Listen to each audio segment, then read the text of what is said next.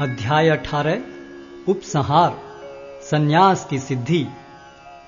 अर्जुन ने कहा, हे महाबाहु, मैं त्याग का उद्देश्य जानने का इच्छुक हूं, और हे केशनिषूदन, हे ऋषिकेश, मैं त्यागमय जीवन का भी उद्देश्य जानना चाहता हूं। भगवान ने कहा, भौतिक इच्छा पर आधारित कर्मों के परित्याग को विद्वान लोग संन्यास कहते हैं, और समस्त कर्मों के फल त्याग को बुद्धिमान लोग त्याग कहते हैं। कुछ विद्वान घोषित करते हैं कि समस्त प्रकार के सकाम कर्मों को दोषपूर्ण समझकर त्याग देना चाहिए, किंतु अन्य विद्वान मानते हैं कि यज्ञ, दान तथा तपस्या के कर्मों को कभी नहीं त्यागना चाहिए। हे भरत श्रेष्ठ, अब त्याग के विषय में मेरा निर्णय सुनो। हे नरशार्दूल, शास्त्रों में त्याग 3 तरह का बताया गया है। यज्ञ, दान तथा तपस्या के कर्मों का कभी परित्याग नहीं करना चाहिए, उन्हें अवश्य संपन्न करना चाहिए। निस्संदेह यज्ञ, दान तथा तपस्या महात्माओं को भी शुद्ध बनाते हैं। इन सारे कार्यों को किसी प्रकार की आसक्ति या फल की आशा के बिना संपन्न करना चाहिए। हे प्रथापुत्र, इन्हें कर्तव्य मानकर संपन्न किया जाना चाहिए। यही मेरा अंतिम मत है। निर्दिष्ट कर्तव्यों को कभी नहीं त्यागना चाहिए। यदि कोई मोहवश अपने नियत कर्मों का परित्याग कर देता है तो ऐसे त्याग को तामसी कहा जाता है। जो व्यक्ति नियत कर्मों को कष्टप्रद समझकर या शारीरिक क्लेश के भय से त्याग देता है, उसके लिए कहा जाता है कि उसने यह त्याग रजोगुण में किया है। ऐसा करने से कभी त्याग का उच्च फल प्राप्त नहीं होता। हे अर्जुन, जब मनुष्य नियत कर्तव्य को करणीय मानकर करता है और समस्त भौतिक संगति तथा फल की आसक्ति को त्याग देता है, तो उसका त्याग सात्विक कहलाता है। सतोगुण में स्थित बुद्धिमान त्यागी, जो न तो अशुभ कर्म से घृणा करता है, न शुभ कर्म से लिप्त होता है, वह कर्म के विषय में कोई संशय नहीं रखता। निस्संदेह किसी भी देहधारी प्राणी के लिए समस्त कर्मों का परित्याग कर पाना असंभव है, लेकिन जो कर्म फल का परित्याग करता है वह वास्तव में त्यागी कहलाता है। जो त्यागी नहीं है, उसके लिए इच्छित, अनिच्छित तथा मिश्रित ये 3 प्रकार के कर्मफल मृत्यु के बाद मिलते हैं, लेकिन जो सन्यासी है उन्हें ऐसे फल का सुख दुख नहीं भोगना पड़ता। हे महाबाहु अर्जुन, वेदांत के अनुसार समस्त कर्म की पूर्ति के लिए 5 कारण हैं। अब तुम इन्हें मुझसे सुनो। कर्म का स्थान शरीर, कर्ता, विभिन्न इंद्रियां, अनेक प्रकार की चेष्टाएं तथा परमात्मा, ये 5 कर्म के कारण हैं। मनुष्य अपने शरीर, मन या वाणी से जो भी उचित या अनुचित कर्म करता है वह इन 5 कारणों के फलस्वरूप होता है। अतएव जो इन 5 कारणों को न मानकर अपने आप को ही एकमात्र कर्ता मानता है, वह निश्चय ही बहुत बुद्धिमान नहीं होता और वस्तुओं को सही रूप में नहीं देख सकता। जो मिथ्या अहंकार से प्रेरित नहीं है, जिसकी बुद्धि बंधी नहीं है, वह इस संसार में मनुष्यों को मारता हुआ भी नहीं मारता, न ही वह अपने कर्मों से बंधा होता है। ज्ञान, ज्ञेय तथा ज्ञाता, ये तीनों कर्म को प्रेरणा देने वाले कारण हैं। इंद्रियां, कर्म तथा कर्ता, ये 3 कर्म के संघटक हैं। प्रकृति के 3 गुणों के अनुसार ही ज्ञान, कर्म तथा कर्ता के 3 भेद हैं। अब तुम मुझसे इन्हें सुनो। जिस ज्ञान से अनंत रूपों में विभक्त सारे जीवों में एक ही अविभक्त आध्यात्मिक प्रकृति देखी जाती है, उसे ही तुम सात्विक जानो। जिस ज्ञान से कोई मनुष्य विभिन्न शरीरों में भिन्न भिन्न प्रकार का जीव देखता है, उसे तुम राजसी जानो। और वह ज्ञान जिससे मनुष्य किसी एक प्रकार के कार्य को, जो अति तुच्छ है, सब कुछ मानकर सत्य को जाने बिना उसमें लिप्त रहता है, तामसी कहा जाता है। जो कर्म नियमित है और जो आसक्ति, राग या द्वेष से रहित कर्मफल की चाह के बिना किया जाता है, वह सात्विक कहलाता है। लेकिन जो कार्य अपनी इच्छा पूर्ति के निमित्त प्रयास पूर्वक एवं मिथ्य अहंकार के भाव से किया जाता है, वह रजोगुणी कहा जाता है। जो कर्म मोहवश शास्त्रीय आदेशों की अवहेलना करके तथा भावी बंधन की परवाह किए बिना या हिंसा अथवा अन्यों को दुख पहुंचाने के लिए किया जाता है, वह तामसी कहलाता है। जो व्यक्ति भौतिक गुणों के संसर्ग के बिना अहंकार रहित संकल्प तथा उत्साहपूर्वक अपना कर्म करता है, और सफलता अथवा असफलता में अविचलित रहता है, वह सात्विक कर्ता कहलाता है। जो कर्ता कर्म तथा कर्म फल के प्रति आसक्त होकर फलों का भोग करना चाहता है तथा जो लोभी, सदैव ईर्ष्यालु, अपवित्र और सुख दुख से विचलित होने वाला है, वह राजसी कहा जाता है। जो कर्ता सदा शास्त्रों के आदेशों के विरुद्ध कार्य करता रहता है, जो भौतिकवादी, हठी, कपटी तथा अन्यों का अपमान करने में पटु है तथा जो आलसी, सदैव खिन्न तथा काम करने में दीर्घ सूत्री है, वह तमोगुणी कहलाता है। हे धनंजय, अब मैं प्रकृति के 3 गुणों के अनुसार तुम्हें विभिन्न प्रकार की बुद्धि तथा धृति के विषय में विस्तार से बताऊंगा, तुम इसे सुनो। हे प्रथापुत्र, वह बुद्धि सतोगुणी है, जिसके द्वारा मनुष्य यह जानता है कि क्या करणीय है और क्या नहीं है, किससे डरना चाहिए और किससे नहीं, क्या बांधने वाला है और क्या मुक्ति देने वाला है। हे प्रथापुत्र, जो बुद्धि धर्म तथा अधर्म, करणीय तथा अकरणीय कर्म में भेद नहीं कर पाती, वह राजसी है। जो बुद्धि मोह तथा अहंकार के वशीभूत होकर अधर्म को धर्म और धर्म को अधर्म मानती है और सदैव विपरीत दिशा में प्रयत्न करती है, हे पार्थ, वह तामसी है। हे प्रथापुत्र, जो अटूट है, जिसे योगाभ्यास द्वारा अचल रहकर धारण किया जाता है और जो इस प्रकार मन, प्राण तथा इंद्रियों के कार्यकलापों को वश में रखती है, वह धृति सात्विक है। लेकिन हे अर्जुन, जिस धृति से मनुष्य धर्म, अर्थ तथा काम के फलों में लिप्त बना रहता है, वह राजसी है। हे पार्थ, जो धृति स्वप्न, भय, शोक, विषाद तथा मोह के परे नहीं जाती, ऐसी दुर्बुद्धिपूर्ण धृति तामसी है।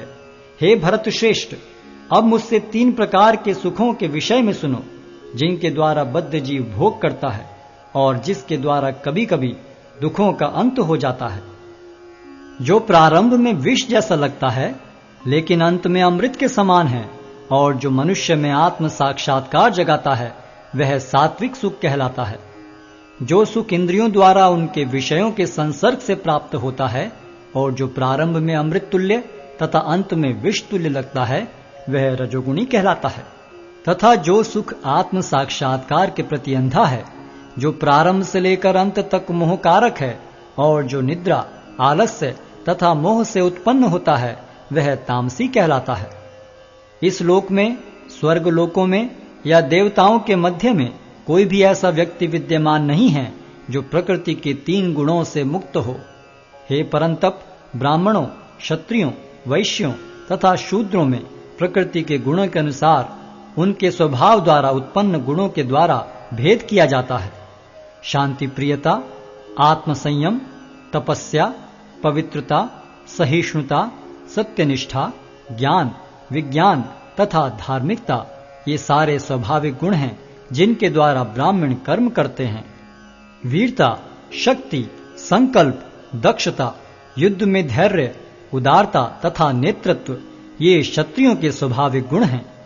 कृषि करना, गोरक्षा तथा व्यापार वैश्यों के स्वाभाविक कर्म हैं और शूद्रों का कर्म श्रम तथा अन्यों की सेवा करना है। अपने अपने कर्म के गुणों का पालन करते हुए प्रत्येक व्यक्ति सिद्ध हो सकता है। अब तुम मुझसे सुनो कि यह किस प्रकार किया जा सकता है। जो सभी प्राणियों का उद्गम है और सर्वव्यापी है, उस भगवान की उपासना करके मनुष्य अपना कर्म करते हुए पूर्णता प्राप्त कर सकता है। अपने वृत्तिपरक कार्य को करना, चाहे वह कितना ही त्रुटिपूर्ण ढंग से क्यों न किया जाए, अन्य किसी के कार्य को स्वीकार करने और अच्छी प्रकार करने की अपेक्षा अधिक श्रेष्ठ है। अपने स्वभाव के अनुसार निर्दिष्ट कर्म कभी भी पाप से प्रभावित नहीं होते।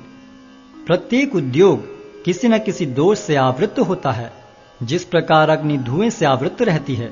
अतएव हे कुंती पुत्र, मनुष्य को चाहिए कि स्वभाव से उत्पन्न कर्म को, भले ही वह दोषपूर्ण क्यों न हो, कभी त्यागे नहीं। जो आत्म संयमी तथा अनासक्त है एवं जो समस्त भौतिक भोगों की परवाह नहीं करता, वह संन्यास के अभ्यास द्वारा कर्म फल से मुक्ति की सर्वोच्च सिद्ध अवस्था प्राप्त कर सकता है। हे कुंती पुत्र, जिस तरह इस सिद्धि को प्राप्त हुआ व्यक्ति परम सिद्धावस्था अर्थात ब्रह्म को सर्वोच्च ज्ञान की अवस्था है प्राप्त करता है, उसका मैं संक्षेप में तुमसे वर्णन करूंगा, उसे तुम जानो।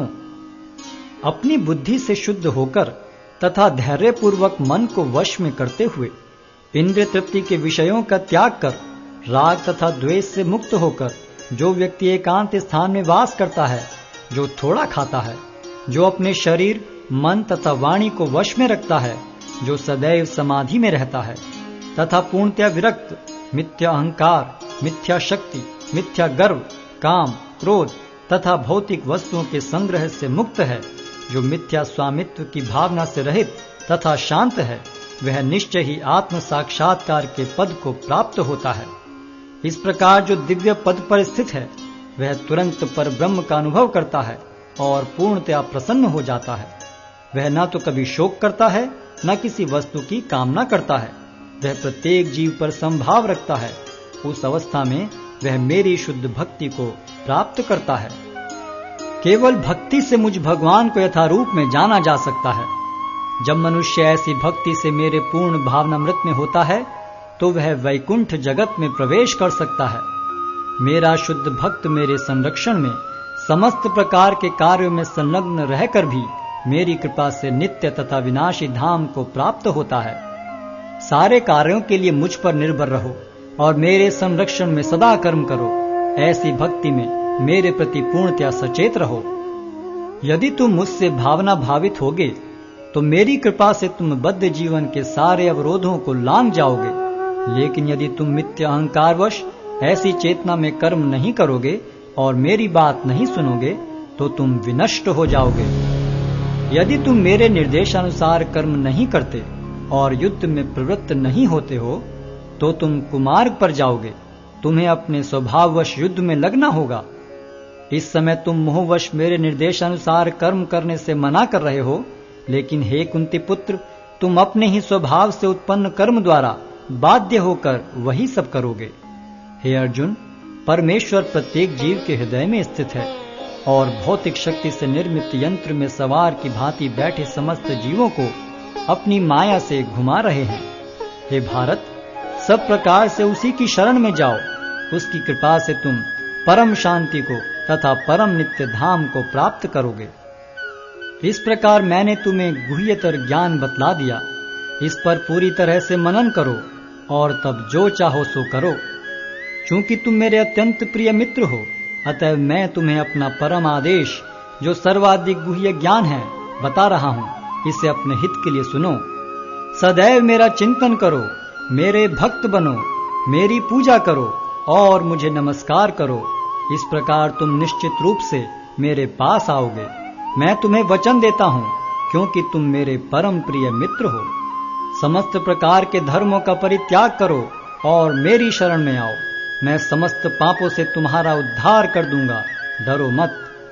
यह गुह्य ज्ञान उनको कभी भी न बताया जाए जो न तो संयमी है, न एकनिष्ठ, न भक्ति में रत है, न ही उसे जो मुझसे द्वेष करता है। जो व्यक्ति भक्तों को यह परम रहस्य बताता है, वह शुद्ध भक्ति को प्राप्त करेगा और अंत में वह मेरे पास वापस आएगा। इस संसार में उसकी अपेक्षा कोई अन्य सेवक न तो मुझे अधिक प्रिय है और न कभी होगा। और मैं घोषित करता हूं कि जो हमारे इस पवित्र संवाद का अध्ययन करता है, वह अपनी बुद्धि से मेरी पूजा करता है, और जो श्रद्धा समेत तथा द्वेष रहित होकर इसे सुनता है, वह सारे पापों से मुक्त हो जाता है और उन शुभ लोकों को प्राप्त होता है जहां पुण्य आत्माएं निवास करती हैं। हे प्रथापुत्र, हे धनंजय, क्या तुमने इसे एकाग्र चित्त होकर सुना? और क्या अब तुम्हारा ज्ञान तथा मोह दूर हो गया है? अर्जुन ने कहा, हे कृष्ण, हे अच्युत, अब मेरा मोह दूर हो गया। आपके अनुग्रह से मुझे मेरी स्मरण शक्ति वापस मिल गई। अब मैं संशय रहित तथा दृढ़ हूं और आपके आदेश अनुसार कर्म करने के लिए उद्यत हूं। संजय ने कहा, इस प्रकार मैंने कृष्ण तथा अर्जुन, इन दोनों महापुरुषों की वार्ता सुनी और यह संदेश इतना अद्भुत है कि मेरे शरीर में रोमांच हो रहा है। व्यास की कृपा से मैंने ये परम गुह्य बातें साक्षात योगेश्वर कृष्ण के मुख से अर्जुन के प्रति कही जाती हुई सुनी। हे राजन, जब मैं कृष्ण तथा अर्जुन के मध्य हुई इस आश्चर्यजनक तथा पवित्र वार्ता का बारंबार स्मरण करता हूं तो प्रतिक्षण आह्लाद से गदगद हो उठता हूँ।